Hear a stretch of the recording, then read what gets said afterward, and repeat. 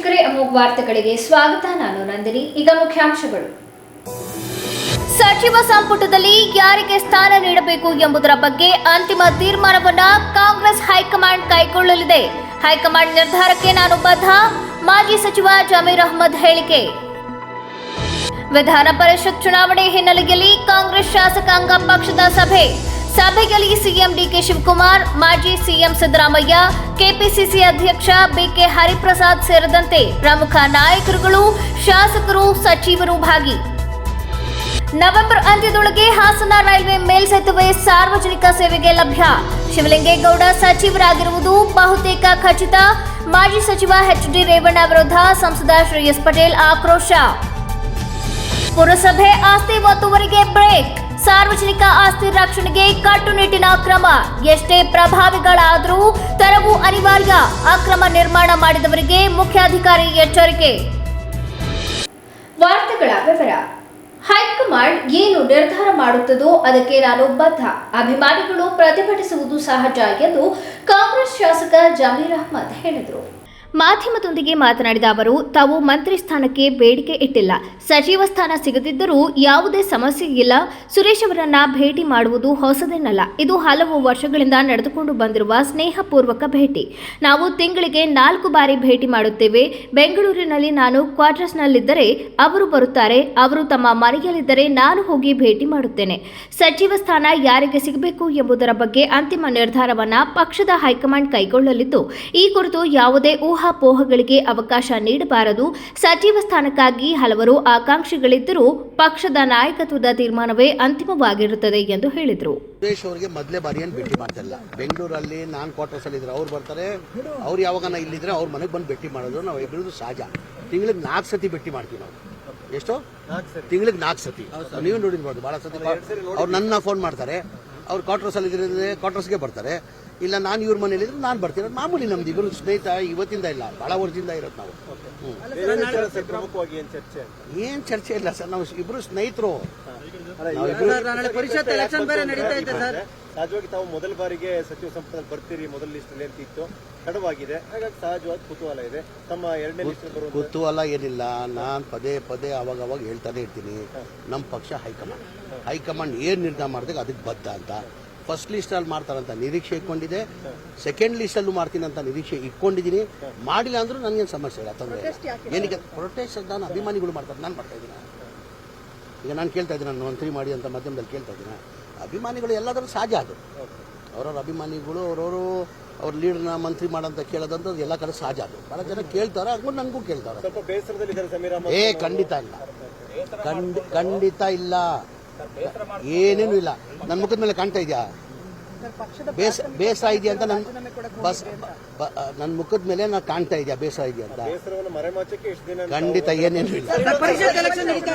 ಅಡ್ಡ ಮತದಾನದ ಆತಂಕ ಕೂಡ ಇದೆ ಅನ್ನುವಂಥದ್ದು ಐದನೇ ಅಭ್ಯರ್ಥಿಗೆ ಇಲ್ಲ, ಆ ಥರ ಏನಿಲ್ಲ. ನಾವು ನೆನ್ನೆ CLP ಮೀಟಿಂಗು ನಾನು ಹೋಗಿದೆ. 140 ಜನ ನಾವು ಒಗ್ಗಟ್ಟಾಗಿದ್ದೀವಿ. ನಾವು 28 ಹಾಕೊಂಡ್ರು 5 ಅಭ್ಯರ್ಥಿಗಳು ಗೆಲ್ತಾರೆ. ನಮ್ಗೆ ಅಡಿಷನಲ್ ಏನು ಓಡಬೇಕಾಗಿಲ್ಲ. ಅಡಿಷನಲ್ ಏನು ನಾವು 140 ಇದೀವಿ. ನಾವು 140ಗೂ 28 ಹಾಕೊಂಡ್ರು ನಾವು ಎಲ್ಲ 5 ಅಭ್ಯರ್ಥಿ ನಾವು ಗೆಲ್ತೀವಿ. ನಮ್ಗೇನು ಸಮಸ್ಯೆ ತೊಂದರೆ ಇಲ್ಲ. ಯಾರು ಹೇಳಿದ್ರೆ ನಿಮಗೆ ಹೈಕಮಾಂಡ್ ಅಲ್ಲಿ ಕ್ಲೋಸ್ ಇದೆ ಅಂತ? ಎಲ್ಲಿ?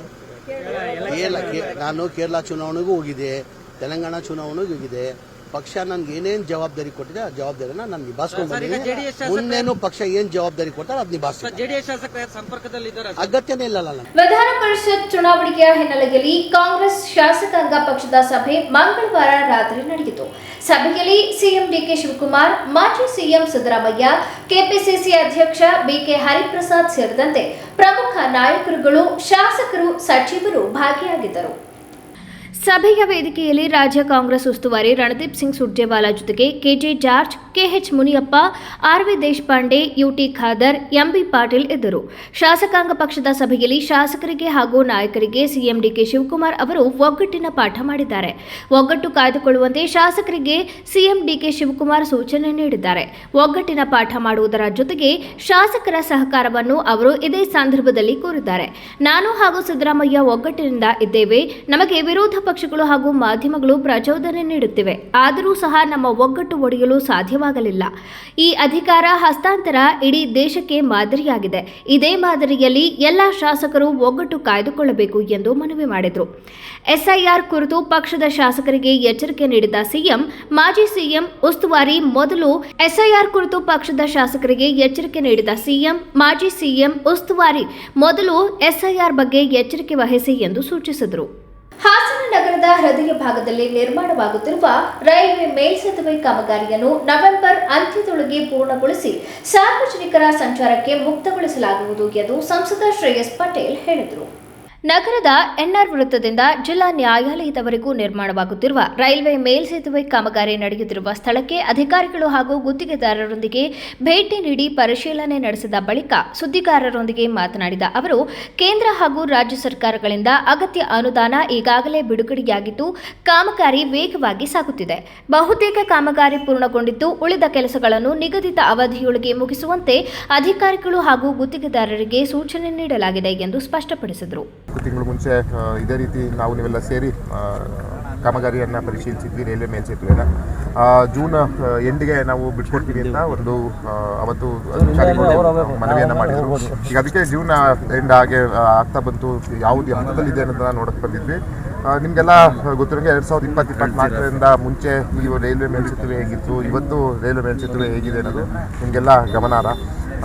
ಇವತ್ತು ಗರ್ಡನ್ನು ಯಶಸ್ವಿಯಾಗಿ ಇಲಾಖೆಯವರು ಅಳವಡಿಸಿರುವಂಥ ಕೆಲಸವನ್ನು ಇವತ್ತು ರೈಲ್ವೆ ಇಲಾಖೆ ಮತ್ತು ಏನು ಕಾಂಟ್ರಾಕ್ಟರ್ ಏಜೆನ್ಸಿಯವರು ಮಾಡಿದ್ದಾರೆ. ನಮಗೆ ಮೆಜಾರಿಟಿ ಆಫ್ ದ ವರ್ಕ್ ಇದಿದೆ, ಅದು ಕೆಲಸವನ್ನು ಇವತ್ತು ಮುಗಿಸಿದ್ದಾರೆ. ಇನ್ನು ನಮಗೆ ಕೆಲಸ ಬಾಕಿ ಇರೋದು PSC ಗರ್ಡರ್, ಒಂದು 15 PSC girder, pre stressed concrete ಗರ್ಡರ್ಗಳನ್ನ ಹಾಕುವಂಥ ಕೆಲಸ ಇದೆ. ಅದು 15 ಗರ್ಡರ್ನ ಆಗಲೇ ಕೋರ್ಟ್ ಹತ್ರ ಒಂದು ಜಾಗದಲ್ಲಿ ರೀಕಾಸ್ಟ್ ಮಾಡ್ಕೊಂಡಿದ್ದಾರೆ. ಅದನ್ನು ಈ ಕಾಂಕ್ರೀಟ್ ಏನು ಈ ಪಿಲ್ಲರ್ಗಳು 4 ಪಿಲ್ಲರ್ಗಳ ಮೇಲೆ ಅದನ್ನು ಅಳವಡಿಸಿ ಅದನ್ನು ಮಾಡುವಂಥ ಕೆಲಸ ಮಾಡ್ತಾರೆ.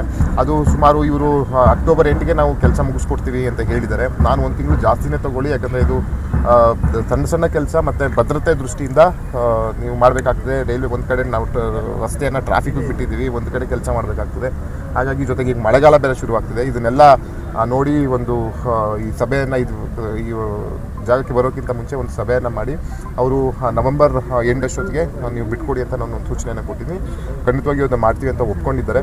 ಇದು ಏನಕ್ಕೆ ತಡ ಆಗ್ತಾ ಇದೆ ಅಂತ ಹೇಳಿದ್ರೆ, ನಿಮಗೆಲ್ಲ ಗೊತ್ತಿರೋಂಗೆ ರೈಲ್ವೆ ಮೇಲ್ಸೇತುವೆ ಭದ್ರತೆ ದೃಷ್ಟಿ ನೋಡಬೇಕು. ಒಂದು ಕಡೆ ನಾವು ಟ್ರಾಫಿಕ್ಗೆ ಬಿಟ್ಟಿದ್ದೀವಿ. ಹಾಗಾಗಿ ಬಹುತೇಕ ನವೆಂಬರ್ ಎಂಡಿಗೆ ಕೆಲಸವನ್ನು ಮುಗಿಸುವಂಥ ಕೆಲಸ ಮಾಡ್ತಾರೆ. ಜೊತೆಗೆ ನಮಗೇನು ಒಂದು ಸಮಾಧಾನ ಅಂತ ಹೇಳಿದ್ರೆ, ಸುಮಾರು 70ರಷ್ಟು ಕೆಲಸ ಈಗಾಗಲೇ ಮುಗಿದಿದೆ. ನಮಗೆ ದೊಡ್ಡ ಚಾಲೆಂಜ್ ಇದ್ದಿದ್ದು ಈ ಗರ್ಡರ್ದು NOCs ಮತ್ತು ಪರ್ಮಿಷನ್ಸು ಅದೆಲ್ಲ ಆಗಿ ಇವಾಗ ಗರ್ಡನ್ನು ಇನ್ಸ್ಟಾಲ್ ಮಾಡಿದ್ದೀವಿ. ನಿಮಗೆಲ್ಲ ನೋಡ್ತಿದ್ದೀವಿ ನಾವು ಹಿಂದ್ಗಡೆ ಅದನ್ನು. ಹಾಗಾಗಿ ಇನ್ನು 30% ಕೆಲಸ ಅದೇ, ಒಂದು 15 PSC ಗರ್ಡರ್ ಹಾಕೋದು ಮತ್ತು ಏನೀಗ ಕಂಪ್ಲೀಟ್ ರೋಡ್ ಆಗಿದೆ ಅದ್ರ ಮೇಲೆ ಬಿಟುಮೆನ್ ಟಾರ್ ಹಾಕೋದು, ಅದನ್ನು ಮಾಡುವಂಥ ಕೆಲಸವನ್ನು ಮಾಡ್ತಾರೆ. 2 ಕಡೆನೂ ನೀವು ನೋಡುವಂಗೆ ಸರ್ವಿಸ್ ರೋಡ್, ಒಂದು ಬಸ್ ಸ್ಟಾಪ್ ಹೋಗೋಕ್ಕೆ, ಇನ್ನೊಂದು ಒಳನೇಶ್ವರ ಮೈಸೂರು ರೋಡ್ಗೆ ಹೋಗೋಕ್ಕೆ, ಅದಕ್ಕೆಲ್ಲ ಬಿಟುಮಿನ್ ಹಾಕುವಂಥ ಕೆಲಸವನ್ನು ಮಾಡ್ತಾರೆ.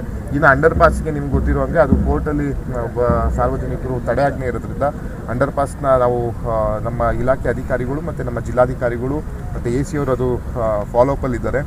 ಸ್ಟೇ ವೆಕೇಟ್ ಆಗಿದ ಕೂಡಲೇ ಅದನ್ನು ಸಹ, ಯಾಕಂದರೆ ನಮ್ಮ ಸರ್ಕಾರಿ ಜಾಗ, ನಗರಪಾಲಿಕೆ ಜಾಗ ಆದರೂ ಸಹ ಅದು ಕೋರ್ಟ್ನಲ್ಲಿ ಇರೋದ್ರಿಂದ ಮಾಡಲಿಕ್ಕೆ ಸ್ವಲ್ಪ ಅಡೆತಡೆ ಆಗ್ತಾ ಇದೆ. ಅದಕ್ಕೂ ಇದಕ್ಕೂ ಏನು ಸಂಬಂಧ ಇಲ್ಲ. ಅದು ಅಂಡರ್ ಪಾಸು, ಅದನ್ನು ಸಹ ಬೇಗ ಮುಗಿಸುವಂಥ ಕೆಲಸವನ್ನು ನಾವು ಮಾಡ್ತೀವಿ. ನವೆಂಬರ್ ಕೊನೆಯಷ್ಟರೊಳಗೆ ಈ ಒಂದು ಸಾರ್ವಜನಿಕರ ಉಪಯೋಗಕ್ಕೆ, ಸಾರ್ವಜನಿಕರ ಟ್ರಾಫಿಕ್ ಇದು ಏನು ಓಡಾಡಲಿಕ್ಕೆ ಅನುವು ಮಾಡ್ಕೊಳ್ಳುವಂಥ ಕೆಲಸವನ್ನು ನಾವು ಮಾಡ್ತೀವಿ. ಮತದಾರರ ಪಟ್ಟಿಯನ್ನು ಕಾಲಕಾಲಕ್ಕೆ ಪರಿಷ್ಕರಿಸುವಂತೆ ಸರ್ಕಾರದ ಯೋಜನೆಗಳಿಗೂ ಪರಿಷ್ಕರಣೆ ಅಗತ್ಯವಾಗುತ್ತದೆ. ಮುಖ್ಯಮಂತ್ರಿಗಳು ಮತ್ತೊಮ್ಮೆ ನೋಂದಣಿ ಮಾಡಿಸಿಕೊಳ್ಳುವಂತೆ ಸೂಚಿಸಿದ್ದು, ದಾಖಲೆಗಳನ್ನು ಸಲ್ಲಿಸಿದ ಪ್ರತಿಯೊಬ್ಬ ಅರ್ಹ ಫಲಾನುಭವಿಯ ಖಾತೆಗೆ ಹಣ ಜಮೆಯಾಗಲಿದೆ. ಮಹಿಳೆಯರು ಕಚೇರಿಗಳಿಗೆ ಅಲೆದಾಡುವ ಅಗತ್ಯವಿಲ್ಲ. ಮಹಿಳಾ ಮತ್ತು ಮಕ್ಕಳ ಅಭಿವೃದ್ಧಿ ಇಲಾಖೆ ಸಿಬ್ಬಂದಿಗೆ ಸ್ಥಳದಲ್ಲೇ ನೋಂದಣಿ ಪ್ರಕ್ರಿಯೆ ನಡೆಸಲಿದ್ದಾರೆ ಎಂದು ಹೇಳಿದರು. ಗೃಹಲಕ್ಷ್ಮಿ ಹಣ ಸ್ಥಗಿತಗೊಳ್ಳಲಿದೆ ಎಂಬ ಸುಳ್ಳು ಸುದ್ದಿಗಳನ್ನು ವಿರೋಧ ಪಕ್ಷದವರು ಹರಡುತ್ತಿದ್ದಾರೆ. ಕಾಂಗ್ರೆಸ್ ಸರ್ಕಾರ ಬಡವರು, ದೀನ ದಲಿತರು ಹಾಗೂ ಸಾಮಾನ್ಯ ವರ್ಗದ ಜನರ ಪರವಾಗಿ ಕೆಲಸ ಮಾಡುತ್ತಿದ್ದು, ಮುಂದೆಯೂ ಜನಪರ ಕಾರ್ಯಕ್ರಮಗಳು ಮುಂದುವರಿಯಲಿವೆ ಎಂದು ಹೇಳಿದರು. ಯಾರು ಆಧಾರ್ ಕಾರ್ಡ್ನಲ್ಲಿ ವಯಸ್ಸು ವ್ಯತ್ಯಾಸ ಇದೆ, ಯಾರು ದಾಖಲೆಗಳು 2 ದಾಖಲೆಗಳು ಮ್ಯಾಚ್ ಆಗ್ತಾ ಇಲ್ಲ, ಅಂಥವ್ರಿಗೆ ನಾವು ಹಣ ಸಂದಾಯ ಮಾಡೋದನ್ನ ನಿಲ್ಲಿಸಿದ್ದೀವಿ ಹೊರತು ಅದು ಸಂಬಂಧಪಟ್ಟ ಅಗತ್ಯ ದಾಖಲಾತಿಗಳನ್ನ ಸರ್ಟಿಫಿಕೇಟ್ನ ಕೊಟ್ಟರೆ ಖಂಡಿತವಾಗಿಯೂ ಅದನ್ನ ಮಾಡುವಂಥ ಕೆಲಸ ಮಾಡ್ತೀವಿ. ಇದನ್ನು ಪರಿಶೀಲನೆ ಮಾಡ್ತಾ ಇದ್ದು ಕೇಂದ್ರ ಸರ್ಕಾರ. ಗೃಹಲಕ್ಷ್ಮಿ ವಿಷಯದಲ್ಲಿ ಯಾರು ಯಾವುದೇ ರೀತಿಯ ಅನುಮಾನ ಬೇಡ. ಈಗ SIR ಏನಕ್ಕೆ ಮಾಡ್ತಾ ಇದ್ದಾರೆ? ಮತ ಪರಿಷ್ಕರಣೆಗೋಸ್ಕರ. ಅದೇ ರೀತಿ ಪರಿಷ್ಕರಣೆ ಆಗ್ತಾನೆ ಇರಬೇಕಲ್ವ, ಯಾವುದೇ ಯೋಜನೆ ಆಗಿರ್ಬೋದು. ಹಾಗಾಗಿ ಆ ರೀತಿಯಲ್ಲಿ ಇವತ್ತು ಗೃಹಲಕ್ಷ್ಮಿ ಆಗ್ತಾ ಇದೆ. ಯಾರಿಗೆ ಯಾವುದೇ ಅಂತ ಬಡವರಿಗಾಗಿರ್ಬೋದು, ಸಾಮಾನ್ಯ ವರ್ಗದವ್ರಿಗಾಗಿರ್ಬೋದು, ಯಾರಿಗೂ ಏನೂ ಸಮಸ್ಯೆ ಆಗಲ್ಲ. ಈಗ ಏನು ಎಲ್ರಿಗೂ ಹಣ ಬರ್ತಾ ಇದೆ, ಎಲ್ರಿಗೂ ಹಣ ಬರ್ತದೆ. ಆದರೆ ಮತ್ತೊಮ್ಮೆ ಇದನ್ನ ರಿಜಿಸ್ಟರ್ ಮಾಡ್ಕೊಳ್ಳಿ ಅಂತ ಕೇಂದ್ರ ಸರ್ಕಾರದ ಗೌರವಾನ್ವಿತ ಮುಖ್ಯಮಂತ್ರಿಗಳು ಹೇಳಿದ್ದಾರೆ. ಇದನ್ನ ಪಾಲಿಸುವಂಥ ಕೆಲಸವನ್ನು ಮಾಡಬೇಕು. ಯಾರು ಯಾವುದೇ ರೀತಿಯ ಹೆದರುವಂಥದ್ದು ಬೇಡ. ನಮಗೆ ಇವತ್ತು ಗೃಹಲಕ್ಷ್ಮಿ ಅನ್ನ ನಿಂತೋಗುತ್ತೆ ಹಾಗೆ ಹೀಗೆ ಅಂತ ಇದು ಸುಳ್ಳು ಸುದ್ದಿ ಹಬ್ಬಿಸಿದ್ರೂ ವಿರೋಧ ಪಕ್ಷದವ್ರು ನಿಲ್ಲಿಸಬೇಕು. ಯಾವುದೇ ಕಾರಣಕ್ಕೂ ನಮ್ಮ ಸರ್ಕಾರ ಬಡವರು, ದೀನದಲಿತರು, ಹಿಂದುಳಿದ ವರ್ಗದವರ ಧ್ವನಿಯಾಗಿರುವಂತಹ ಕರ್ನಾಟಕ ರಾಜ್ಯ ಸರ್ಕಾರ. ಅವ್ರು ಯಾವತ್ತಿದ್ರೂ ನಮ್ಮ ಪಕ್ಷ ನಾವು ಬಡವರಿಗೆ ಕೈ ಹಿಡಿತೀವಿ ಹೊರತು ಬಡವರಿಗೆ ಕೈ ಕೊಡೋರು. ಹಾಗಾಗಿ ಇವತ್ತು ಪ್ರಾಮಾಣಿಕವಾಗಿ ಇವತ್ತು ಸರ್ಕಾರ ಬಡವರಿಗೆ 5 ಗ್ಯಾರಂಟಿಗಳನ್ನು ಯಶಸ್ವಿಯಾಗಿ ಕೊಡ್ತಾ ಇದೆ. 6ನೇ ಗ್ಯಾರಂಟಿಯಾಗಿ ಭೂಮಿಯನ್ನು ಕೊಡ್ತಾ ಇದ್ದೀವಿ. ಹಾಗಾಗಿ ಯಾವುದೇ ರೀತಿಯ ಅನುಮಾನ ಬೇಡ. ಖಂಡಿತವಾಗಿಯೂ ಗೃಹಲಕ್ಷ್ಮಿ ವಿಷಯದಲ್ಲಿ ಎಲ್ಲ ಏನು ಸರ್ಕಾರಿ ಅಗತ್ಯ ದಾಖಲೆಗಳನ್ನು ಕೊಟ್ಟು ಅವರ ಒಂದು ಏನು ಈಗ ಗೃಹಲಕ್ಷ್ಮಿಯನ್ನು ಖಾತೆಗೆ ಜಮಾ ಆಗ್ತದೆ, ಅದೇ ರೀತಿ ಮುಂದೆನೂ ಸಹ ಖಾತೆಗೆ ಜಮಾ ಆಗುತ್ತೆ. ನಮಗೆ ಅಧಿಕೃತ ಅಂದರೆ ಘನ ಸರ್ಕಾರದ ಮುಖ್ಯಮಂತ್ರಿಗಳು ಏನು ಪಾಲನೆ ಆದೇಶ ಕೊಡ್ತಾರೆ ಅದನ್ನ ನಾವು ಪಾಲಿಸುವಂತ ಕೆಲಸವನ್ನು ನಾವು ಮಾಡಬೇಕಾಗ್ತದೆ. ಇವತ್ತು ಈ ಬಾರಿ ಹಾಸನ ಜಿಲ್ಲೆಗೆ ಸಚಿವ ಸಂಪುಟದಲ್ಲಿ ಪ್ರಾತಿನಿಧ್ಯ ಸಿಗುವ ಭರವಸೆ ಇದೆ. ಶಿವಲಿಂಗೇಗೌಡರು ಸಚಿವರಾಗಿರುವುದು ಬಹುತೇಕ ಖಚಿತ ಎಂಬ ವಿಶ್ವಾಸ ನಮ್ಮಲ್ಲಿದೆ ಎಂದು ಹೇಳಿದರು. ನಮಗೆ ಭರವಸೆ ಇದೆ. ಖಂಡಿತವಾಗಿಯೂ ಈ ಸಲ ನಮ್ಮ ಹಾಸನಕ್ಕೆ ಪ್ರಾತಿನಿಧ್ಯ ಕೊಡ್ತಾರೆ. ನಮ್ಮ ಶಾಸಕರಂತಹ ಶಿವಲಿಂಗಣ್ಣ ಅವರು ಮಂತ್ರಿ ಆಗೋದು ನನಗಂತೂ ಬಹುತೇಕ ಖಚಿತ ಅಂತ ಅನಿಸ್ತದೆ. ಜಿಲ್ಲಾಧಿಕಾರಿಗಳು ಪ್ರಾಮಾಣಿಕತೆ ಮತ್ತು ದಕ್ಷತೆಯಿಂದ ಕೆಲಸ ಮಾಡುತ್ತಿದ್ದಾರೆ ಎಂದು ಸಾರ್ವಜನಿಕರೇ ಹೇಳುತ್ತಿದ್ದಾರೆ. ಯಾವುದೇ ಆರೋಪ ಮಾಡುವುದಾದರೆ ಸೂಕ್ತ ದಾಖಲೆಗಳೊಂದಿಗೆ ಮಾಡಬೇಕು. ಸರ್ಕಾರಿ ಸಭೆಯಲ್ಲಿ ಅಧಿಕಾರಿಗಳ ಎದುರೇ ಮೇಲಾಧಿಕಾರಿಗಳ ವಿರುದ್ಧ ಆಧಾರರಹಿತ ಆರೋಪ ಮಾಡುವುದು ಕಾನೂನು ಹಾಗೂ ಆಡಳಿತ ವ್ಯವಸ್ಥೆಯ ನಿಯಮಗಳಿಗೆ ವಿರುದ್ಧವಾಗಿದೆ. ಹಿರಿಯ ಶಾಸಕರಾಗಿರುವ ರೇವಣ್ಣ ಅವರು ಈ ವಿಚಾರವನ್ನ ಮೊದಲು ಅರಿತುಕೊಳ್ಳಬೇಕು. ಹಿಂದೆಯೂ ಮಹಿಳಾ ಅಧಿಕಾರಿಗಳ ವಿರುದ್ಧ ಇದೇ ರೀತಿಯ ಆರೋಪಗಳನ್ನು ಮಾಡಲಾಗಿತ್ತು. ದೇಶದಲ್ಲಿ ಮಹಿಳೆಯರಿಗೆ 33% ಮೀಸಲಾತಿ ನೀಡುವ ಕುರಿತು ಚರ್ಚೆ ನಡೆಯುತ್ತಿರುವ ಸಂದರ್ಭದಲ್ಲಿ ಮಹಿಳಾ ಅಧಿಕಾರಿಗಳ ಬಗ್ಗೆ ಇಲ್ಲಸಲ್ಲದ ಆರೋಪ ಮಾಡುವುದು ಸರಿಯಲ್ಲ. ಮಹಿಳಾ ಅಧಿಕಾರಿಗಳ ವಿರುದ್ಧ ನಿರಾಧಾರ ಆರೋಪ ಮಾಡುವುದನ್ನು ನಿಲ್ಲಿಸಬೇಕು ಎಂದು ಹೇಳಿದರು. ಅಲ್ಲಿಂದ ಇಲ್ಲಿವರೆಗೂ ನಮಗೆ ಜಿಲ್ಲೆಯಲ್ಲಿ ಬರುವಂಥ ಅಧಿಕಾರಿಗಳು ಪ್ರಾಮಾಣಿಕವಾಗಿ ಕೆಲಸ ಮಾಡ್ತಾ ಇದ್ದಾರೆ. ಜಿಲ್ಲಾಧಿಕಾರಿಗಳು ಕೆಲಸ ಮಾಡ್ತಾ ಇದ್ದಾರೆ. ಇವು ಯಾವ ವಿಷಯಕ್ಕೆ ಅವರು HD ರೇವಣ್ಣ ಅವರು ಅವ್ರ ಮೇಲೆ ಆಪಾದನೆ ಮಾಡ್ತಾರೆ ಅಂತ ಮಾಹಿತಿ ಇಲ್ಲ. ಅಗತ್ಯ ದಾಖಲಾತಿಗಳ ಜೊತೆಗೆ ಮಾಡಬೇಕು. ಜೊತೆಗೆ ಸರ್ಕಾರಿ ಕಚೇರಿಯಲ್ಲಿ ಕೂತ್ಕೊಂಡು ಸರ್ಕಾರಿ ಕಚೇರಿಯಲ್ಲಿ ಅಧಿಕಾರಿಗಳ ಜೊತೆ ಕೂತ್ಕೊಂಡು ಮೇಲಧಿಕಾರಿಗಳ ಬಗ್ಗೆ ಮಾತಾಡೋದು ಅಕ್ಷಮ್ಯ ಅಪರಾಧ, ಕಾನೂನು ಬಾಹಿರ. ಇದು ಹಿರಿಯ ಶಾಸಕರಿದ್ದಾರೆ. ಫಸ್ಟ್ ಅದನ್ನು ತಿಳ್ಕೊಳ್ಳುವಂಥ ಕೆಲಸವನ್ನು ಅವ್ರು ಮಾಡಬೇಕಾಗ್ತದೆ. ಈಗ ಸಾರ್ವಜನಿಕವಾಗಿ ಈಗ ಯಾವುದಾದ್ರು ನಾವು ಸರ್ಕಾರಿ ಸಭೆಯಲ್ಲಿ ಏಕಾಏಕಿ ಅಧಿಕಾರಿಗಳ ಬಗ್ಗೆ ಮಾತಾಡೋದು ಕಾನೂನಲ್ಲೂ ಇಲ್ಲ, ಯಾವ ಸಂವಿಧಾನದಲ್ಲೂ ಇಲ್ಲ, ಯಾವ ಶಾಸಕಾಂಗ ಕಾರ್ಯಾಂಗದಲ್ಲೂ ಇಲ್ಲ. ಅದನ್ನು ತಿಳಿದು ಇವ್ರು ಮುಂದಕ್ಕೆ ಅಧಿಕಾರಿಗಳ ಬಗ್ಗೆ ಮಾತಾಡಲಿ. ನನಗನ್ನಿಸ್ತಂಗೆ ಪ್ರಾಮಾಣಿಕವಾಗಿ ದಕ್ಷತೆಯಿಂದ ಕೆಲಸ ಮಾಡ್ತಾ ಇದ್ದಾರೆ. ಹಾಗೇನಾದ್ರು ಇದ್ದಿದ್ರೆ ಸಾರ್ವಜನಿಕ ಜೊತೆಗೆ ನಿಮಗೆಲ್ಲ ಗೊತ್ತಿರಿಗೆ ಮಾಧ್ಯಮದವರೇ ನಿಮಗೆ ನಿಮ್ಮ ಮುಂದೆ ಬಂದು ಕೇಳ್ಬೋದು ನಮ್ಗೆ ಸಮಸ್ಯೆ ಆಗ್ತಾ ಇದೆ. ಹಿಂದೆನೂ ಸಹ ಅವರು ಕಳೆದ ಜಿಲ್ಲಾಧಿಕಾರಿಗಳ ಬಗ್ಗೆನೂ ಇದ್ದೇನೆ, ಈ ಜಿಲ್ಲಾಧಿಕಾರಿಗಳ ಬಗ್ಗೆನೂ ಅದೇನೆ. ಅದೇನಕ್ಕೆ ಅವರು ಅವರೇ ಮೈತ್ರಿಕೂಟದಲ್ಲಿರುವಂತಹ NDA ಸರ್ಕಾರ 33% ರಿಸರ್ವೇಷನ್ಗೋಸ್ಕರ ಹೋರಾಟ ಮಾಡ್ತಾ ಇದ್ದೀವಿ. ನಮ್ಮ ಸರ್ಕಾರನೂ ನಮ್ಮ ಪಕ್ಷನೂ ಸೇರಿ 33% ಮಹಿಳೆಯರಿಗೆ ನಾವು ರಿಸರ್ವೇಷನ್ ಕೊಡಬೇಕು ದೇಶಾದ್ಯಂತ. ಇವ್ರಿಗೆ ಯಾಕೆ ಮಹಿಳಾ ವಿರೋಧಿ ಅಂತ ಒಂದು ಕಾನ್ಸೆಪ್ಟ್ ಅನ್ನೋದು ನನಗೆ ಗೊತ್ತಿಲ್ಲ. ಅವ್ರನ್ನೇ ನೀವು ಕೇಳಬೇಕಾಗ್ತದೆ. ಇಡೀ ದೇಶಾದ್ಯಂತ 33% ಕೊಡಬೇಕು ತಾಯಂದಿರಿಗೆ, ಸೋದರಿಯರಿಗೆ ಅನ್ನೋದು ಸರ್ಕಾರದ ಮತ್ತು ಎಲ್ಲ ಪಕ್ಷಗಳ ಒಂದು ಮುಖ್ಯ ಉದ್ದೇಶ. ಆದರೆ ಇವರು ಏಕೈಕ ಶಾಸಕ ಅನ್ಸುತ್ತೆ ಈ ಸಲ ಈ ಥರ ಮಹಿಳಾಧಿಕಾರಿಗಳ ಮೇಲೆ ಇಲ್ಲದ ಸಲ್ಲದ ಆರೋಪ ಮಾಡೋದು. ನನಗೆ ಅಂದ್ಕೊಂಡಂಗೆ ಇಡೀ ರಾಜ್ಯಾದ್ಯಂತ ಏಕೈಕ ಶಾಸಕರು ಇಷ್ಟು ಯಾವಾಗಲೂ ಒಂದು ಅಧಿಕಾರಿಗಳ ಬಗ್ಗೆ ಟಾರ್ಗೆಟ್ ಮಾಡೋದು. ಕಳೆದ ಜಿಲ್ಲಾಧಿಕಾರಿಗಳು ಮಹಿಳೆ ಇದ್ರು, ಅವ್ರ ಬಗ್ಗೆನೂ ಇದೇ ರೀತಿ ಇಲ್ಲ ಸಲ್ಲದ ಆರೋಪ. ಈಗ ಇವ್ರು ಕೆಲಸ ಮಾಡ್ಕೊಂಡು ಹೋಗ್ತಿದ್ದಾರೆ, ಇವ್ರ ಬಗ್ಗೆನೂ ಇಲ್ಲ ಸಲ್ಲದ ಆರೋಪ ಅಂದರೆ ನೀವು ಪ್ರಶ್ನೆ ಮಾಡಬೇಕು. ಮಾಧ್ಯಮದವರು ಇದ್ರ ಬಗ್ಗೆ ಸಾರ್ವಜನಿಕರು ಅವಲೋಕನ ಮಾಡಬೇಕು, ಏನಕ್ಕೆ ಈ ರೀತಿ ಆಗ್ತಿದೆ ಅಂತ. ಇದೇ ವೇಳೆ ಯೂತ್ ಕಾಂಗ್ರೆಸ್ ಜಿಲ್ಲಾಧ್ಯಕ್ಷ ರಂಜಿತ್ ಗೊರೂರು, ಕಾಂಗ್ರೆಸ್ ಮುಖಂಡರಾದ ಸಂತೋಷ್ ಬೇಲೂರು, ತಾರಾಚಂದನ್, ರಘು ದಾಸರಕೊಪ್ಪಲು, ಇಸ್ಮಾಯಿಲ್, ರಾಮಚಂದ್ರ, ವೆಂಕಟೇಗೌಡ ಇತರರು ಉಪಸ್ಥಿತರಿದ್ದರು. ಬೇಲೂರು ಪಟ್ಟಣದ ಸಾರ್ವಜನಿಕ ಆಸ್ತಿಗಳ ರಕ್ಷಣೆಗೆ ಮುಂದಾಗಿರುವ ಪುರಸಭೆ ಅಧಿಕಾರಿಗಳು ಅಕ್ರಮ ಒತ್ತುವರಿ ಹಾಗೂ ಅನುಮತಿ ಇಲ್ಲದ ನಿರ್ಮಾಣ ಕಾಮಗಾರಿಗಳ ವಿರುದ್ಧ ಕಟ್ಟುನಿಟ್ಟಿನ ಕ್ರಮಕ್ಕೆ ಮುಂದಾಗಿದ್ದಾರೆ. ಪಟ್ಟಣದ ಹೊಳೆಬೀದಿಯ ಭಸ್ಮೀಕರಣ ಕೇಂದ್ರದ ಪಕ್ಕದಲ್ಲಿರುವ ಖಾತೆ ಸಂಖ್ಯೆ 1028/946ರಲ್ಲಿ ಪುರಸಭೆಗೆ ಸೇರಿದ ಸುಮಾರು 180 ಅಡಿ ಜಾಗವನ್ನು ಖಾಸಗಿ ಶಾಲೆಯವರು ಒತ್ತುವರಿ ಮಾಡಿಕೊಂಡು ಕಾಂಪೌಂಡ್ ನಿರ್ಮಾಣ ಮಾಡುತ್ತಿದ್ದಾರೆ ಎಂಬ ಸಾರ್ವಜನಿಕ ದೂರಿನ ಹಿನ್ನೆಲೆಯಲ್ಲಿ ಪುರಸಭೆ ಅಧಿಕಾರಿಗಳು ಸ್ಥಳಕ್ಕೆ ಭೇಟಿ ನೀಡಿ ಕಾಮಗಾರಿಯನ್ನ ತಡೆ ಹಿಡಿದಿದ್ದಾರೆ. ಪುರಸಭೆ ಆರೋಗ್ಯಾಧಿಕಾರಿ ಲೋಹಿತ್ ಅವರು ಸ್ಥಳ ಪರಿಶೀಲನೆ ನಡೆಸಿ ದಾಖಲೆಗಳ ಪರಿಶೀಲನೆ ಹಾಗೂ ಪುರಸಭೆಯ ಅನುಮತಿ ಪಡೆಯುವವರೆಗೆ ಯಾವುದೇ ನಿರ್ಮಾಣ ಕಾರ್ಯ ಮುಂದುವರೆಸದಂತೆ ಸೂಚನೆ ನೀಡಿದ್ದಾರೆ. ಈ ವೇಳೆ ಶಾಲಾ ಸಿಬ್ಬಂದಿ ಹಾಗೂ ಅಧಿಕಾರಿಗಳ ನಡುವೆ ಮಾತಿನ ಚಕಮಕಿ ನಡೆದಿರುವುದು ತಿಳಿದು ಬಂದಿದೆ.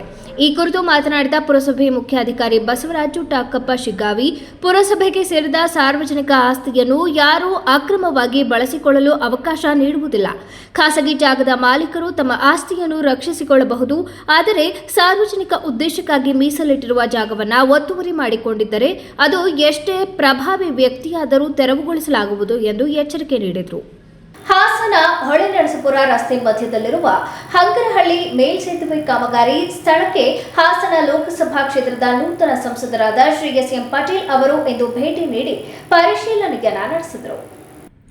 ಸ್ಥಳದಲ್ಲಿದ್ದ ಲೋಕೋಪಯೋಗಿ ಇಲಾಖೆ ಹಾಗೂ ರಾಷ್ಟ್ರೀಯ ಹೆದ್ದಾರಿ ಪ್ರಾಧಿಕಾರದ ಅಧಿಕಾರಿಗಳು ಮತ್ತು ಗುತ್ತಿಗೆದಾರರಿಂದ ಪ್ರಗತಿಯಲ್ಲಿರುವ ಕೆಲಸಗಳ ಬಗ್ಗೆ ಮಾಹಿತಿ ಪಡೆದ ಅವರು ಸಾರ್ವಜನಿಕರ ಸಂಚಾರಕ್ಕೆ ಅನುಕೂಲವಾಗುವಂತೆ ಕಾಮಗಾರಿಯನ್ನ ಗುಣಮಟ್ಟದಿಂದ ಮತ್ತು ನಿಗದಿತ ಅವಧಿಯೊಳಗೆ ಪೂರ್ಣಗೊಳಿಸಬೇಕು ಎಂದು ಕಟ್ಟುನಿಟ್ಟಿನ ಸೂಚನೆ ನೀಡಿದರು. ಕಾಮಗಾರಿ ವೀಕ್ಷಣೆ ಬಳಿಕ ಸುದ್ದಿಗಾರರೊಂದಿಗೆ ಮಾತನಾಡಿದ ಸಂಸದರು, ಈ ಭಾಗದ ಜನರ ಬಹುದಿನಗಳ ಬೇಡಿಕೆಯಾಗಿದ್ದ ಹಂಗರಹಳ್ಳಿ ಮೇಲ್ಸೇತುವೆ ಕಾಮಗಾರಿಗೆ ವೇಗ ನೀಡಲಾಗುವುದು. ಈ ಹಿಂದೆ ಕೆಲಸ ಮಾಡಲಾಗದ ಗುತ್ತಿಗೆದಾರರನ್ನು ಬ್ಲಾಕ್ ಲಿಸ್ಟ್ಗೆ ಹಾಕಿ 5.5 ಕೋಟಿ ರೂಪಾಯಿ ವೆಚ್ಚದಲ್ಲಿ ಮರು ಟೆಂಡರ್ ಪ್ರಕ್ರಿಯೆ ನಡೆಸಲಾಗಿದೆ. ಪ್ರಸ್ತುತ ಗೌಡರ್ ಇನ್ಫೋಟೆಕ್ ಕಂಪನಿಗೆ ಟೆಂಡರ್ ವಹಿಸಲಾಗಿದ್ದು ಅಧಿಕಾರಿಗಳ ಮೇಲುಸ್ತುವಾರಿಯಲ್ಲಿ ಗುಣಮಟ್ಟದ ಕೆಲಸ ನಡೆಯುತ್ತಿದೆ. ಯಾವುದೇ ಹಂತದಲ್ಲೂ ಕಳಪೆ ಕಾಮಗಾರಿಗೆ ಆಸ್ಪದ ನೀಡುವುದಿಲ್ಲ. ಈ ಹಿಂದೆ 2 ಬಾರಿ ಸ್ಲ್ಯಾಬ್ ಕುಸಿದು ಸಾರ್ವಜನಿಕರು ಹಾಗೂ ವಾಹನ ಸವಾರರು ತೀವ್ರ ತೊಂದರೆ ಅನುಭವಿಸಿದ್ದಾರೆ. ಈಗ ಮುಖ್ಯವಾದ ಕೆಲಸಗಳೆಲ್ಲ ಮುಗಿದಿದ್ದು ರಸ್ತೆ ಡಾಂಬರೀಕರಣ ಹಾಗೂ ಅಕ್ಕಪಕ್ಕದ ಪೂರಕ ಕೆಲಸಗಳು ಬಾಕಿ ಇವೆ. ಎಲ್ಲವೂ ಸುಸೂತ್ರವಾಗಿ ಮುಗಿದರೆ ಬರುವ ಆಗಸ್ಟ್ 15ರ ಸ್ವತಂತ್ರ ದಿನಾಚರಣೆಯಂದು ಮೇಲ್ಸೇತುವೆಯನ್ನು ಸಾರ್ವಜನಿಕ ಲೋಕಾರ್ಪಣೆ ಮಾಡಲಾಗುವುದು ಎಂದು ಹೇಳಿದರು. ಪರಿಶೀಲನಾ ಸಂದರ್ಭದಲ್ಲಿ ಲೋಕೋಪಯೋಗಿ ಹಾಗೂ ರಾಷ್ಟ್ರೀಯ ಹೆದ್ದಾರಿ ಪ್ರಾಧಿಕಾರದ ಅಧಿಕಾರಿಗಳು, ಸ್ಥಳೀಯ ಪ್ರಮುಖ ಮುಖಂಡರು ಮತ್ತು ಗ್ರಾಮಸ್ಥರು ಉಪಸ್ಥಿತರಿದ್ದರು. ಶ್ರೀ ಹಾಸನಾಂಬ ಮಲ್ಟಿ ಸ್ಪೆಷಾಲಿಟಿ ಆಸ್ಪತ್ರೆ ಹಾಗೂ ಗ್ಯಾಸ್ಟ್ರೋ ಎಂಟರಾಲಜಿ ಸೆಂಟರ್ ವತಿಯಿಂದ ಮಾನವೀಯತೆಗೆ ಮಾದರಿಯಾಗುವ ಕಾರ್ಯವೊಂದು ನಡೆದಿದೆ. ಅರಸೀಕೆರೆ ತಾಲೂಕಿನ ಗಂಡಸಿ ಹೋಬಳಿಯ ನೀರುಗುಂದ ಗ್ರಾಮದ ಸುಮಾರು 55 ವರ್ಷದ ರಮೇಶ್ ಎಂಬ ವ್ಯಕ್ತಿಗೆ ಸುಮಾರು 2.5 ಲಕ್ಷ ವೆಚ್ಚದ ಚಿಕಿತ್ಸೆ ಹಾಗೂ ಆರೈಕೆಯನ್ನ ಸಂಪೂರ್ಣ ಉಚಿತವಾಗಿ ನೀಡಿ ಜೀವ ಉಳಿಸಿರುವುದಾಗಿ ಆಸ್ಪತ್ರೆಯ ವ್ಯವಸ್ಥಾಪಕ ನಿರ್ದೇಶಕ ಡಾಕ್ಟರ್ ಜಿ.ಎನ್. ಬಸವರಾಜ್ ತಿಳಿಸಿದರು. ನಮ್ಮ ಆಸ್ಪತ್ರೆಗೆ ದಿನಾಂಕ 2/6/2026ರಂದು ಬೆಳಿಗ್ಗೆ ರಮೇಶ್ ಅನ್ನೋ ಪೇಷೆಂಟು, ಇಲ್ಲಿ ಕೂತಿರಲ್ಲ ಈ ರಮೇಶ್ ಅನ್ನೋ ಪೇಷೆಂಟು ಅನ್ಕಾನ್ಸಿಯಸ್ ಸ್ಟೇಟಲ್ಲಿ, ಅಂದರೆ ಕಾನ್ಸಿಯಸ್ನೆಸ್ ಇಲ್ಲದೇ ಇರೋ ಸ್ಟೇಟಲ್ಲಿ ನಮ್ಮ ಆಸ್ಪತ್ರೆಗೆ ಒಬ್ಬರು ಬೇರೆಯವರು ಇವರ ಅಣ್ಣನ ಮಗ ಅಂತಂದ್ಬಿಟ್ಟು ಹೇಳ್ಬಿಟ್ಟು ಒಬ್ರು ಕರ್ಕೊಬಂದು ಅಡ್ಮಿಟ್ ಮಾಡ್ತಾರೆ. ಪೇಷೆಂಟ್ ಏನಕ್ಕೆ ಅಂತಂತಂದರೆ, ಒಂದು ಫಸ್ಟ್ ರಕ್ತವಾಂತಿ ಆಯಿತು ಅಂತ ಅಡ್ಮಿಟ್ ಮಾಡಿದ್ರು, ಅನ್ಕಾನ್ಸಿಯಸ್ ಆಗಿದ್ದಾರೆ ಅಂತ.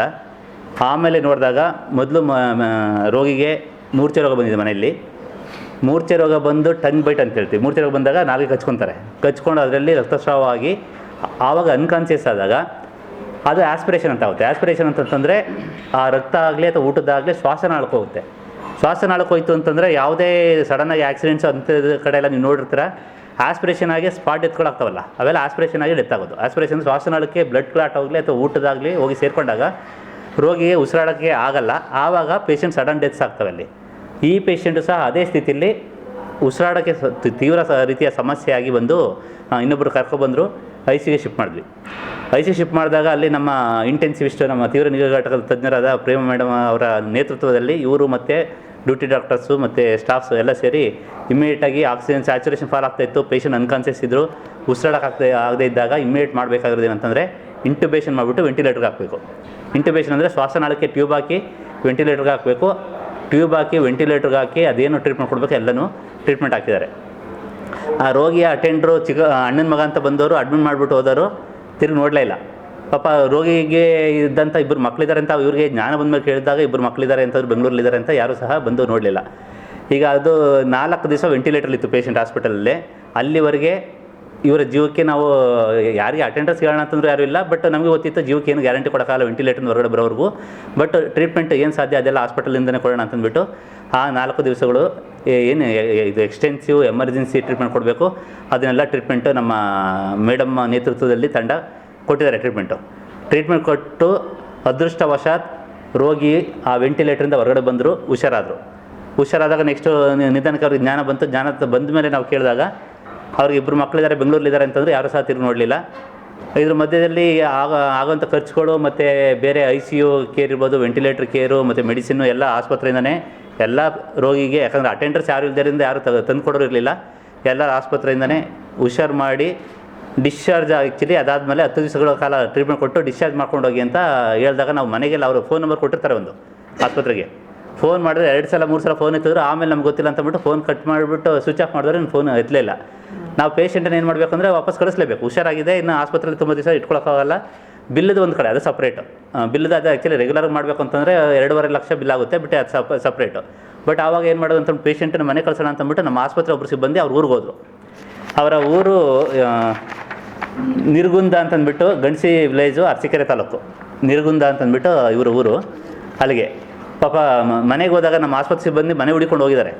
ಹೋದರೆ ಯಾವ ರೀತಿ ಸ್ಥಿತಿ ಇದೆ ಅಂತಂತಂದರೆ ಮನೇಲಿ ಯಾರೂ ಇಲ್ಲ. ಇವರ ಹೆಂಡ್ತಿ 2 ಕಾಲನ್ನು ಮುರ್ಕೊಂಡು ಬೆಡ್ ಮೇಲೆ ಮಲಗಿದ್ದಾರೆ. ಅವ್ರಿಗೂ ಪಾಪ ಯಾರು ಕಾಳಜಿ ವಹಿಸೋರಿಲ್ಲ.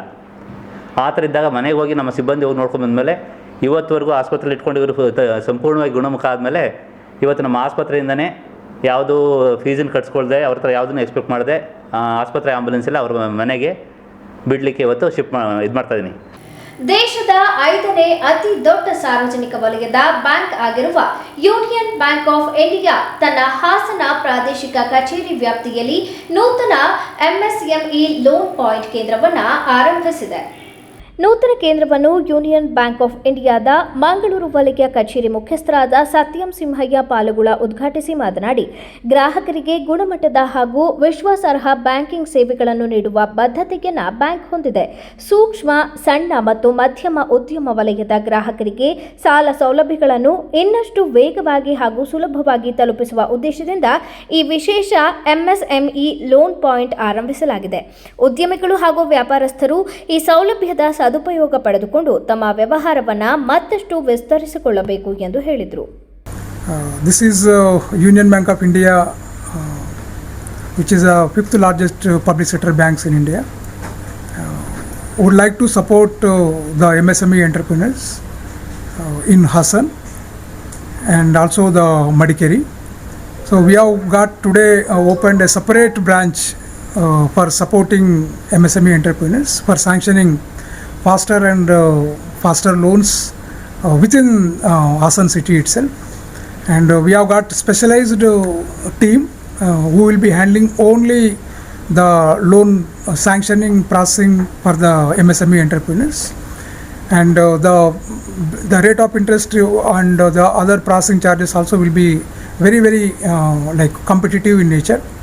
And one more assurance is that Union Bank of India is always on a forefront in clearing the proposals, and anyone who is looking for expanding their businesses and establishing their businesses, they can very well approach the branches. Through branches they can reach out to the MLP point that we call MSME loan point. So please utilize this opportunity provided by Union Bank of India. Hassan ಪ್ರಾದೇಶಿಕ ಕಚೇರಿ ಮುಖ್ಯಸ್ಥರಾದ Deepak NS ಹೊಸ ಕೇಂದ್ರದ ಮೂಲಕ ಹಾಸನ ಜಿಲ್ಲೆಯ ವ್ಯಾಪಾರ ಮತ್ತು ಕೈಗಾರಿಕಾ ಕ್ಷೇತ್ರದಲ್ಲಿ ತೊಡಗಿರುವ ಗ್ರಾಹಕರಿಗೆ ಸ್ಪರ್ಧಾತ್ಮಕ ಬಡ್ಡಿ ದರದಲ್ಲಿ ಹಾಗೂ ಆಕರ್ಷಕ ನಿಯಮಗಳೊಂದಿಗೆ ವಿವಿಧ ಸಾಲ ಸೌಲಭ್ಯಗಳನ್ನು ಒದಗಿಸಲಾಗುವುದು. ಸಣ್ಣ ಹಾಗೂ ಮಧ್ಯಮ ಉದ್ಯಮಗಳ ಬೆಳವಣಿಗೆಗೆ ಅಗತ್ಯವಾದ ಆರ್ಥಿಕ ನೆರವನ್ನು ತ್ವರಿತವಾಗಿ ಒದಗಿಸುವ ಮೂಲಕ ಜಿಲ್ಲೆಯ ಆರ್ಥಿಕ ಅಭಿವೃದ್ಧಿಗೆ ಬ್ಯಾಂಕ್ ತನ್ನದೇ ಆದ ಕೊಡುಗೆ ನೀಡಲು ಮುಂದಾಗಿದೆ ಎಂದು ಹೇಳಿದರು. ಈ ಬ್ಯಾಂಕಿಂಗ್ ಕ್ಷೇತ್ರ ಒಂದು ಎಲ್ಲ ರೀತಿಯ ಉದ್ಯಮಗಳು ಮತ್ತು ಉದ್ಯಮಶೀಲತೆಯನ್ನು ಹೆಚ್ಚಿಸಲು ನಮ್ಮ ಒಂದು ಸೌಕರ್ಯ ನಿಮಗೆಲ್ಲರಿಗೂ ಬೇಕಾಗಿರುತ್ತೆ.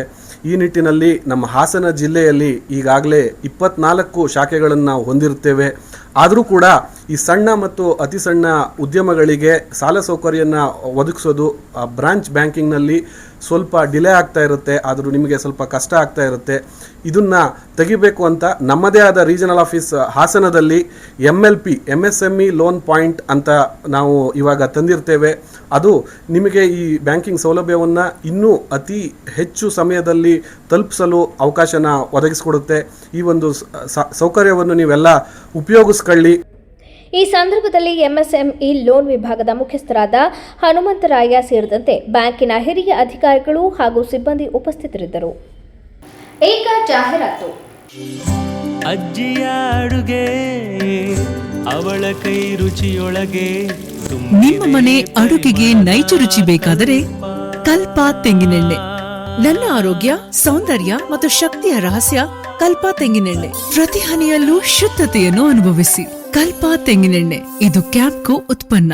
ವರ್ಷಗಳು 100 ದಿನಗಳು. ಮೇಕಿಂಗ್ ಶುಲ್ಕದಲ್ಲಿ 100% ರಿಯಾಯಿತಿ. Bhima legacy fest 100 days offer. ಚಿನ್ನ, ಬೆಳ್ಳಿ ಮತ್ತು ವಜ್ರದ ಮೇಲಿನ ಮೇಕಿಂಗ್ ಶುಲ್ಕದಲ್ಲಿ 100% ವರೆಗೆ ರಿಯಾಯಿತಿ ಪಡೆಯಿರಿ. ಮತ್ತು ಪ್ರತಿ 1 ಲಕ್ಷ ರೂಪಾಯಿ ಮೌಲ್ಯದ ವಜ್ರದ ಮೇಲೆ 24 ಕ್ಯಾರೆಟ್ ಚಿನ್ನದ ಬಾರ್ ಉಚಿತವಾಗಿ ಪಡೆಯಿರಿ. ಎಲ್ಲಾ ಭೀಮಾ ಮಳಿಗೆಗಳಲ್ಲಿ ಲಭ್ಯ. ಷರತ್ತುಗಳು ಅನ್ವಯ. ವಿಜಯ್ ಸಿಲ್ವರ್ ಪ್ಯಾಲೇಸ್ ಬೆಳ್ಳಿಯ ಆಭರಣಗಳ ಮತ್ತು ಬೆಳ್ಳಿ ವಸ್ತುಗಳ ಎಕ್ಸ್ಕ್ಲೂಸಿವ್ ಶೋರೂಮ್. ಮೊಟ್ಟ ಮೊದಲ ಪ್ರತ್ಯೇಕ ಬೆಳ್ಳಿ ಆಭರಣಗಳ ಭಂಡಾರ ವಿಜಯ್ ಸಿಲ್ವರ್ ಪ್ಯಾಲೇಸ್. ನಮ್ಮಲ್ಲಿ ಎಲ್ಲ ಮಾದರಿಯ 92.5 ಹಾಲ್ಮಾರ್ಕ್ನ ಬೆಳ್ಳಿಯ ಆಭರಣಗಳು ದೊರೆಯುತ್ತವೆ. ಗೋಲ್ಡ್ ಪ್ಲೇಟೆಡ್ ಆಂಟಿಕ್ ನೆಕ್ಲೆಸ್ಗಳು, ಜುಮುಕಿಗಳು, ಸೊಂಟದ ಡಾಬುಗಳು, ಟೆಂಪಲ್ ಡಿಸೈನ್ ಬಳೆಗಳು, ತೋಡುಬಂದಿಗಳು, ಎಮರಾಲ್ಡ್ ವಸ್ತುಗಳು, ಪ್ರತಿನಿತ್ಯ ಹೊಸ ಡಿಸೈನ್ಗಳು ಇಲ್ಲಿ ಲಭ್ಯವಿದೆ. ದೇವರ ವಿಗ್ರಹಗಳು, ಬೆಳ್ಳಿಯ ದೀಪಗಳು, ಬೆಳ್ಳಿ ತಟ್ಟೆ, ಬೆಳ್ಳಿ ಚೊಂಬು, ಪೂಜಾ ಸಾಮಗ್ರಿಗಳು, ಬೆಳ್ಳಿಯ ದೇವರ ಮಂಟಪಗಳು ದೊರೆಯುತ್ತವೆ. Vijay silver palace, Subhash square, Devigere circle, Hassan. Contact 9060133333. The future belongs to those who prepare for it today. Jaya Techno School. Admissions now open. Welcome to a campus where smart classrooms, robotics labs, and AI-assisted learning make every day an adventure. Where coding, STEM, and 3D innovation workshops turn curious kids into confident creators. Our digital library, language labs, and experienced faculty ensure every child reaches their fullest potential. While our sports complex, arts wing, music rooms, and student wellness center make sure they thrive, not just survive. Your child safety, always our priority. With 24/7 CCTV, GPS tracked transport, and a fully secured campus. Jaya Techno School. Smart learning, safe campus, bright futures. Admissions are open. Seats are filling fast. Call today. Visit our campus. Secure your child's tomorrow. For more details, contact Jaya Techno School. KSRTC Layout, 60 feet road behind Central School, Alsikere Road, BT Koppal, Hassan. Mobile 9964984575, 94494000455. Website www.jayatechnoschool.in. Shri Mahalakshmi sweets Chikkamagaluru ಶಾಖೆಗೆ 7ನೇ ವರ್ಷದ ಸಂಭ್ರಮಾಚರಣೆ. ಚಿಕ್ಕಮಗಳೂರಿನಲ್ಲಿ ಮೊದಲ ಬಾರಿಗೆ live kitchen, live sweets making, live experience ಹೊಂದಿರುವ ಸಿಹಿಯ ವಿಳಾಸ. ಈ ವಿಶೇಷ ದಿನಕ್ಕೆ ಒಂದು ಸಿಹಿಯಾದ ಕೊಡುಗೆ. 1,000 ರೂಪಾಯಿ ಮೇಲ್ಪಟ್ಟ ಖರೀದಿಗೆ 250 ಗ್ರಾಂ ಮೈಸೂರು ಪಾಕ್ ಉಚಿತ. ಈ ಆಫರ್ ಕೇವಲ ಜೂನ್ 5ರಂದು ಮಾತ್ರ. ಷರತ್ತುಗಳು ಅನ್ವಯ.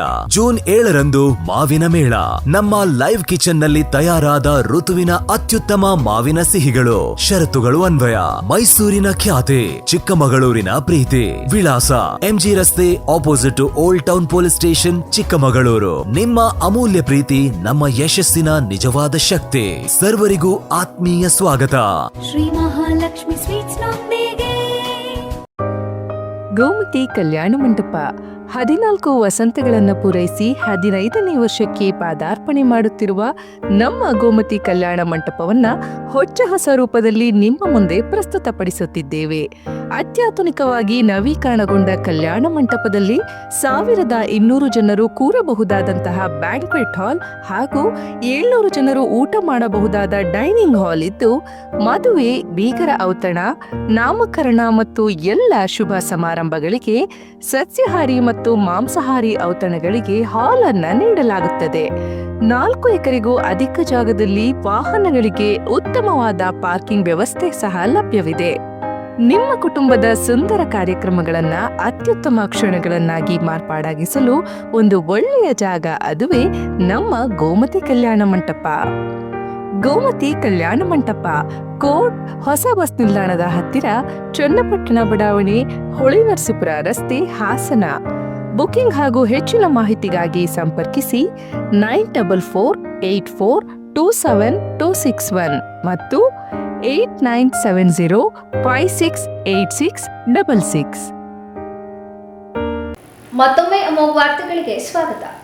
ರಾಜ್ಯ ಸಚಿವ ಸಂಪುಟ ವಿಸ್ತರಣೆ ಪ್ರಕ್ರಿಯೆ ನಡೆಯುತ್ತಿರುವ ಹಿನ್ನೆಲೆಯಲ್ಲಿ ಕಾಂಗ್ರೆಸ್ ಪಕ್ಷದ ಯುವ ಮುಖಂಡ ಹಾಗೂ ಶಾಸಕ ರಿಜ್ವಾನ್ ಅರ್ಷದ್ ರವರಿಗೆ ಸಚಿವ ಸ್ಥಾನ ನೀಡುವ ಮೂಲಕ ಯುವ ನಾಯಕರಿಗೆ ಅವಕಾಶ ಕಲ್ಪಿಸಬೇಕು ಎಂದು ಜಿಲ್ಲಾ ಯೂತ್ ಕಾಂಗ್ರೆಸ್ ಅಧ್ಯಕ್ಷ ಸೈಯದ್ ಇರ್ಫಾನ್ ಆಗ್ರಹಿಸಿದರು. ಕರ್ನಾಟಕ ಸರ್ಕಾರದ ಹೊಸ ಸಚಿವ ಸಂಪುಟದಲ್ಲಿ ರಿಜ್ವಾನ್ ಅರ್ಷದ್ ಅವರನ್ನು ಮಂತ್ರಿ ಸ್ಥಾನ ಕೊಡಬೇಕಾಗಿ ಸರ್ ನಾವು ಮನವಿ ಮಾಡ್ತೀವಿ ಸರ್ ಸರ್ಕಾರಕ್ಕೆ. ಕಾಂಗ್ರೆಸ್ ಪಕ್ಷದಲ್ಲಿ 30 ವರ್ಷದ ಸತತ ಪಕ್ಷದ ಒಂದು ನಾಯಕನಾಗಿ, ಶಿಸ್ತಿನ ಸಿಪಾಯಿಯಾಗಿ, ಪಕ್ಷದ ಎಲ್ಲ ಕೆಲಸಕ್ಕೂ ಎಲ್ಲ ಜವಾಬ್ದಾರಿಗೂ ಅವರು ಬೇರೆ ಯಾವುದೇ ಹುನ್ನಾರಕ್ಕೆ ಮತ್ತು ಎಲ್ಲ ಯಾವುದಕ್ಕೂ ಬಗ್ದಲ್ಲ ಸರ್ ಪಕ್ಷದಲ್ಲಿ ಕೆಲಸ ಮಾಡಿದ್ದಾರೆ. ಅವ್ರಿಗೊಂದು ಸಚಿವ ಸ್ಥಾನ ಕೊಡಬೇಕು. 1995ಇಂದ ಸರ್ NSVಯಿಂದ ಅವರು ಯೂತ್ ಕಾಂಗ್ರೆಸ್ ಅಧ್ಯಕ್ಷನಾಗಿ ಸರ್ ಕೆಲಸ ಮಾಡಿದ್ದಾರೆ. ಶಿವಾಜಿನಗರದಲ್ಲಿ ಸರ್ MLA ಆದಮೇಲೆ ತುಂಬ ಅಭಿವೃದ್ಧಿ ಆಗಿದೆ. ಸಚಿವರಾಗಿದ್ದ ಮೇಲೆ ಅವ್ರಿಗೇನೋ ಸಚಿವ ಸ್ಥಾನ ಕೊಟ್ಟರೆ ಸರ್ ಇನ್ನೂ ಕರ್ನಾಟಕದಲ್ಲಿ ಹಲವು ಕೆಲಸ ಮಾಡೋಕ್ಕೂ ಅನುಕೂಲ ಆಗುತ್ತೆ ಸರ್. ಆಮೇಲೆ ಎಜುಕೇಟೆಡ್ ಇದ್ದಾರೆ ಸರ್, ಪಕ್ಷದ ನಿಷ್ಠೆವಂತಿದ್ದಾರೆ ಸರ್. ಅವ್ರಿಗೆ ಅಂಥವ್ರಿಗೆ ಒಂದು ಸಚಿವ ಸ್ಥಾನ ಕೊಡಬೇಕಂತ ಸರ್ ಮನವಿ. ಪತ್ರಿಕಾಗೋಷ್ಠಿಯಲ್ಲಿ ಕಾಂಗ್ರೆಸ್ ಮುಖಂಡರಾದ ವೆಂಕಟೇಗೌಡ, ಉಮೇಶ್, ಆನಂದ್, ಸೈಯದ್ ಸೇರಿದಂತೆ ಮುಖಂಡರು ಉಪಸ್ಥಿತರಿದ್ದರು. ನೀಟ್ ಯುಜಿ ಪ್ರಶ್ನೆ ಪತ್ರಿಕೆಯಲ್ಲಿ ನಡೆದ ಪ್ರಶ್ನೆ ಪತ್ರಿಕೆ ಸೋರಿಕೆ ಪ್ರಕರಣವನ್ನು ಖಂಡಿಸಿ ರಾಷ್ಟ್ರೀಯ ಪರೀಕ್ಷಾ ಸಂಸ್ಥೆಯನ್ನು ರದ್ದುಗೊಳಿಸುವಂತೆ ಹಾಗೂ ಕೇಂದ್ರ ಶಿಕ್ಷಣ ಸಚಿವ ಧರ್ಮೇಂದ್ರ ಪ್ರಧಾನ್ ರಾಜೀನಾಮೆ ನೀಡುವಂತೆ ಆಗ್ರಹಿಸಿ ಎಐಡಿಎಸ್ಒ ಹಾಸನ ಜಿಲ್ಲಾ ಸಮಿತಿಯ ನೇತೃತ್ವದಲ್ಲಿ ವಿದ್ಯಾರ್ಥಿಗಳು ಬೃಹತ್ ಪ್ರತಿಭಟನೆ ನಡೆಸಿ ಆಕ್ರೋಶ ವ್ಯಕ್ತಪಡಿಸಿದರು.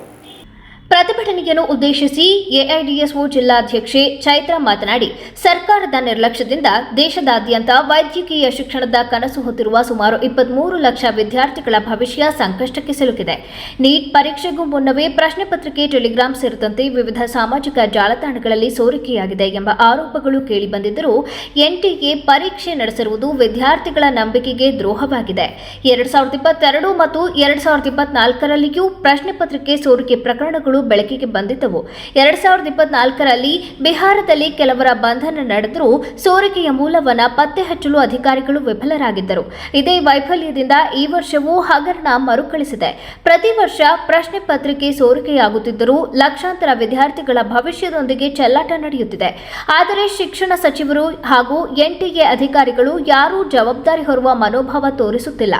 ವೈದ್ಯಕೀಯ ಶಿಕ್ಷಣವನ್ನ ದೊಡ್ಡ ಮಾರುಕಟ್ಟೆಯಾಗಿ ಪರಿವರ್ತಿಸಲು ಸಿಇಟಿ ಬಳಿಕ ನೀಟ್ ಪರೀಕ್ಷಾ ವ್ಯವಸ್ಥೆಯನ್ನ ಜಾರಿಗೆ ತರಲಾಗಿದೆ ಎಂದು ಆರೋಪಿಸಿದರು. ಇದರ ಪರಿಣಾಮವಾಗಿ ಕೋಚಿಂಗ್ ಸಂಸ್ಥೆಗಳ ಸಂಖ್ಯೆ ಗಣನೀಯವಾಗಿ ಹೆಚ್ಚಿದ್ದು ಲಕ್ಷಾಂತರ ರೂಪಾಯಿಗಳ ಶುಲ್ಕ ವಸೂಲಿ ಮಾಡುವ ಶಿಕ್ಷಣ ಉದ್ಯಮ ಬೆಳೆದಿದೆ. ಕೋಟಾ ಸೇರಿದಂತೆ ವಿವಿಧ ನಗರಗಳಲ್ಲಿ ಕೋಚಿಂಗ್ ಒತ್ತಡದಿಂದ ವಿದ್ಯಾರ್ಥಿಗಳು ಆತ್ಮಹತ್ಯೆ ಮಾಡಿಕೊಳ್ಳುತ್ತಿರುವ ಪ್ರಕರಣಗಳು ಹೆಚ್ಚಾಗುತ್ತಿವೆ. ಇತ್ತೀಚಿನ ನೀಟ್ ಪರೀಕ್ಷೆ ರದ್ದಾದ ಬಳಿಕವೂ 6 ವಿದ್ಯಾರ್ಥಿಗಳು ಆತ್ಮಹತ್ಯೆ ಮಾಡಿಕೊಂಡಿರುವುದು ಆತಂಕಕಾರಿ ಬೆಳವಣಿಗೆಯಾಗಿದೆ ಎಂದು ಹೇಳಿದರು. ಈ ಬಾರಿ 2026 ನೀಟ್ ಏನು ಮೇ ತಿಂಗಳಲ್ಲಿ ನಡೀತು, ಆ ನೀಟ್ ಎಕ್ಸಾಮ್ ನ ಆ ಪೇಪರ್ ಲೀಕ್ ಆಗಿದೆ ಅಂತ ಹೇಳಿ ಸರ್ಕಾರ ಅದನ್ನ ಕ್ಯಾನ್ಸಲ್ ಮಾಡಿದೆ. ಈಗ ಜೂನ್ 21ಕ್ಕೆ ಶೆಡ್ಯೂಲ್ ಮಾಡಿದೆ. ಬಟ್ ಈ ವಿಷಯ ಎಷ್ಟೋ ಮಟ್ಟಿಗೆ ಇವತ್ತು ದೊಡ್ಡದಾಗಿ ಹರಡ್ತಾ ಇದೆ ಅಂತ ಹೇಳಿದ್ರೆ, ಇಲ್ಲಿ ನಿಜವಾಗ್ಲೂ ಎಕ್ಸಾಮ್ ಸ್ಕ್ಯಾಮ್ ಆಗಿರೋದು ಖಂಡಿತ ಹೌದು. ಆದ್ರೆ ಅದಕ್ಕೆ ಕಾರಣ ಏನು, ತಪ್ಪಿತಸ್ಥರು ಯಾರು, ಇದನ್ನ ತೆಗ್ದಾಕದ ಹೆಂಗೆ ಅಂತ ಸರ್ಕಾರ ಯೋಚನೆ ಮಾಡಬೇಕು. ಆದ್ರೆ ಸರ್ಕಾರಕ್ಕೆ ಯಾವುದೇ ಕಾಳಜಿ ಇಲ್ಲ ಅಂತ ಹೇಳಿ ಅವ್ರು ತಗೋತಿರೋ ಸ್ಟೆಪ್ಸ್ ನೋಡಿದ್ರೆ ಗೊತ್ತಾಗ್ತಾ ಇದೆ. ಹಂಗಾಗಿ ಇಲ್ಲಿ ಎಐಡಿಎಸ್ಒ ವಿದ್ಯಾರ್ಥಿ ಸಂಘಟನೆ ಆಗ್ರಹಿಸೋದೇನಂದ್ರೆ, NTA ಏನಿದೆ, ನ್ಯಾಷನಲ್ ಟೆಸ್ಟ್ ಏಜೆನ್ಸಿ, ಇದು ಕಂಪ್ಲೀಟ್ಲಿ ಒಂದು ಕೈಗೊಂಬೆ ಆಗಿದೆ ಕೋಚಿಂಗ್ ಮಾಫಿಯಾಗಳದು. ಇವಾಗ ನೋಡಿ, ನೀಟ್ ಎಷ್ಟು ಮಟ್ಟಿಗೆ ಹೆಚ್ಚಾಗಿದೆ ಅಂತ ಹೇಳಿದ್ರೆ, ನೀಟ್ ಬರೀಬೇಕಂದ್ರೆ PU ಕಾಲೇಜ್ಗಿಂತ ಹೆಚ್ಚಾಗಿ ನಮಗೆ ನೀಟ್ ಸೆಂಟರ್ಗಳಿಗೆ ಹೋಗ್ಬೇಕು, ಕೋಚಿಂಗ್ ಸೆಂಟರ್ಗೆ ಲಾಭಿ ಆಗಿದೆ ಈ ನೀಟ್ ಅನ್ನೋದು ಎಕ್ಸಾಮ್. ಸೊ ಹಂಗಾಗಿ ಈ ಶಿಕ್ಷಣ ವ್ಯವಸ್ಥೆಯಲ್ಲಿ ನೀಟು CET ಅಂತ ಹೇಳಿ ತಂದಿರೋದೇನೆ ದುಡ್ಡು ಮಾಡೋದಕ್ಕೆ, ದುಡ್ಡು ಮಾಡೋಕ್ಕೊಂದು ಏನು ದಾರಿ ಬೇಕು ಇವ್ರಿಗೂ. ಆ ದಾರಿಗೋಸ್ಕರ ನೀಟು CET ನ ತಗೊಂಬಂದು ಇವತ್ತು ನೀಟ್ ಇದು ಕೋಚಿಂಗ್ ಸೆಂಟರ್ಗಳೇನಿದೆ, ನೀಟ್ ಎಕ್ಸಾಮ್ಸ್ಗೆ ಪ್ರಿಪೇರ್ ಮಾಡುವಂತ ಕೋಚಿಂಗ್ ಸೆಂಟರ್ದು 1 ವರ್ಷದ ಆದಾಯ 1 ಲಕ್ಷ ಕೋಟಿ. 1 ಲಕ್ಷ ಕೋಟಿ ಆದಾಯ ಗಳಿಸ್ತಿದಾವೆ ಅಂದ್ರೆ ನೀವು ಲೆಕ್ಕಾಚಾರ ಮಾಡಿ ಎಷ್ಟು ಮಟ್ಟಿಗೆ ಲಾಭಕ್ಕೋಸ್ಕರ ಅಂತ ಬಂದಿದಾವೆ. ಶಿಕ್ಷಣ ಯಾವತ್ತು ಲಾಭ ನಷ್ಟದ ಲೆಕ್ಕಾಚಾರದ ಮೇಲೆ ಇವತ್ತು ನಿಂತ್ಕೋಬಾರದು. ಹಂಗಾಗಿ ಇಲ್ಲಿ ನಾವು AIDSO ವಿದ್ಯಾರ್ಥಿ ಸಂಘಟನೆಯಿಂದ ಡಿಮ್ಯಾಂಡ್ ಮಾಡ್ತಿರೋದೇನಂತ ಹೇಳಿದ್ರೆ, ನೀಟ್ ಇದೆ ಮೊದಲನೇ ಬಾರಿ ಸ್ಕಾಮ್ ಆಗಿರುವಂತದ್ದಲ್ಲ. 2022, 2024, 2026 3 ಬಾರಿಯೂ ಕೂಡ ಪೇಪರ್ಗಳು ಲೀಕ್ ಆಗಿದೆ. NTA ಪ್ರಿಪೇರ್ ಮಾಡಿರುವಂತ ಕಂಡಕ್ಟ್ ಮಾಡಿರುವಂತ ಬಹಳಷ್ಟು ಎಕ್ಸಾಮ್ಸ್ ಈ ತರ ಪೇಪರ್ ಲೀಕ್ ಆಗಿದೆ. ಮೊದಲನೇದಾಗಿ NTA ಫಸ್ಟ್ ಕಿತ್ತಾಕ್ಬೇಕು, ಸರ್ಕಾರನೇ ಟ್ರಾನ್ಸ್ಪರೆಂಟ್ ಆಗಿ ಎಕ್ಸಾಮ್ಸ್ ನ ನಡೆಸಬೇಕು ಅಂತ ಹೇಳಿ ನಾವು ಫಸ್ಟ್ ಡಿಮ್ಯಾಂಡ್ ಮಾಡ್ತಾ ಇದೀವಿ. ಎರಡನೇ ಡಿಮ್ಯಾಂಡ್, ಈ ಸ್ಕ್ಯಾಮ್ಗಳಲ್ಲಿ ಭಾಗವಹಿಸಿರೋರು ಯಾರಿದ್ದಾರೆ ಅಥವಾ ಇದರಲ್ಲಿ ತಪ್ಪಿತಸ್ಥರು ಯಾರಿದ್ದಾರೆ ಅವ್ರಿಗೆ ಒಂದು ಕಠಿಣ ಶಿಕ್ಷೆ ಆಗಬೇಕು, ಒಂದು ನಿದರ್ಶನೀಯ ಶಿಕ್ಷೆ ಆಗಬೇಕು. ಮೂರನೇದಾಗಿ ನಮ್ಮ central union minister, education minister ಯಾರಿದ್ದಾರೆ ಧರ್ಮೇಂದ್ರ ಪ್ರಧಾನ್, ಅವರು ಈ ಕೂಡಲೇ ರಾಜೀನಾಮೆ ಕೊಡಬೇಕು ಅಂತ ಹೇಳಿ ನಾವು ಡಿಮ್ಯಾಂಡ್ ಮಾಡಿ AIDSO ವಿದ್ಯಾರ್ಥಿ ಸಂಘಟನೆಯಿಂದ ಇವತ್ತು ವಿದ್ಯಾರ್ಥಿಗಳೆಲ್ಲ ಸೇರಿ ದೊಡ್ಡ ಪ್ರತಿಭಟನೆ ಮಾಡ್ತಾ ಇದೀವಿ. ಪ್ರತಿಭಟನೆಯಲ್ಲಿ AIDSO ಜಿಲ್ಲಾ ಕಾರ್ಯದರ್ಶಿ ಸುಷ್ಮಾ, ಜಿಲ್ಲಾ ಉಪಾಧ್ಯಕ್ಷ ಅಭಿಷೇಕ್ ಸೇರಿದಂತೆ ಶ್ರೇಷ್ಠ, ಶಿವು, ಪುರುಷೋತ್ತಮ್ ಹಾಗೂ ವಿವಿಧ ಕಾಲೇಜುಗಳ 100 ವಿದ್ಯಾರ್ಥಿಗಳು ಭಾಗವಹಿಸಿದ್ದರು.